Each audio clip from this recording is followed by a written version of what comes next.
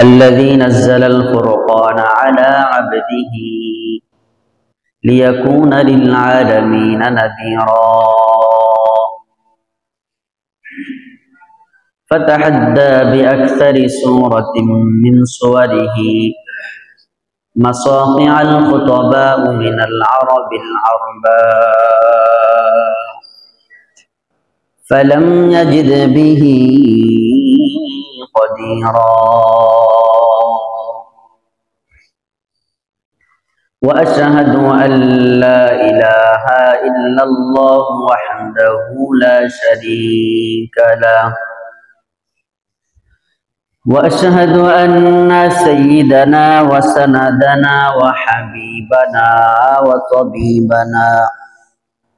وطبيب قلوبنا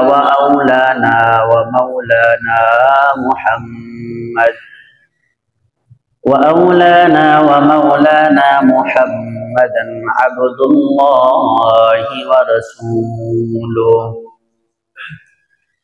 أما بعد فأعوذ بالله من الشيطان الرجيم بسم الله الرحمن الرحيم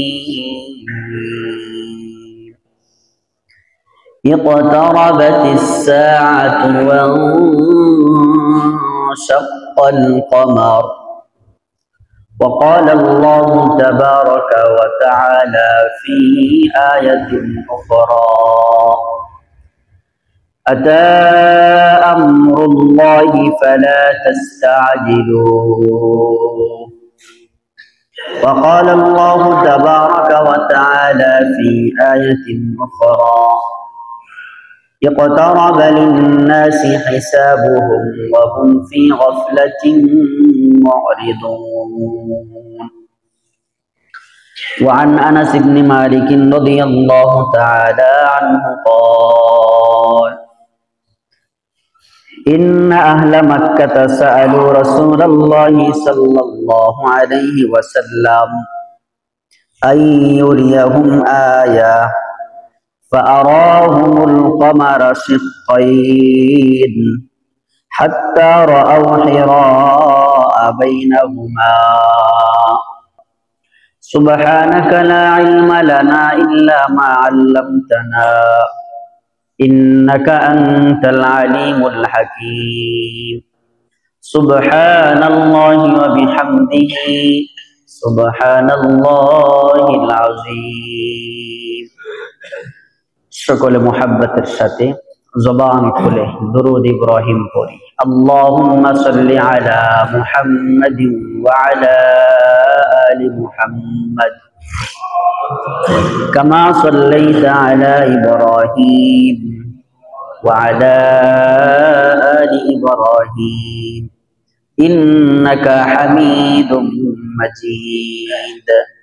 اللهم بارك على محمد وعلى آل محمد كما باركت على إبراهيم وعلى آل إبراهيم إنك حميد مجيد يا ربي صل وسلم دائما أبدا على حبيبك خير الخلق كلهم بلغ العلا بكماله كشف الدجى بجماله حسنت جميع خصاله صلوا عليه وآله معزز محترم সম্মানিত মুসল্লিয়ান کرام আল্লাহ জাল্লা জালালুহু আম্মা নওয়ালুহুর দরবারে আলিশানে অসংখ্য গণিত শুকর যে মহান মালিক আমাদেরকে প্রতি জুমার ন্যায় আজকেও আল্লাহর ঘর মসজিদে জুমার নামাজ আদায় করার উদ্দেশ্যে আসার বসার দিনের কিছু কথা বলার এবং শোনার তৌফিক দান করেছেন সে মহা মুনিবের দরবারে দিল থেকে উচ্চ কণ্ঠে আবেগের সাথে সমস্বরে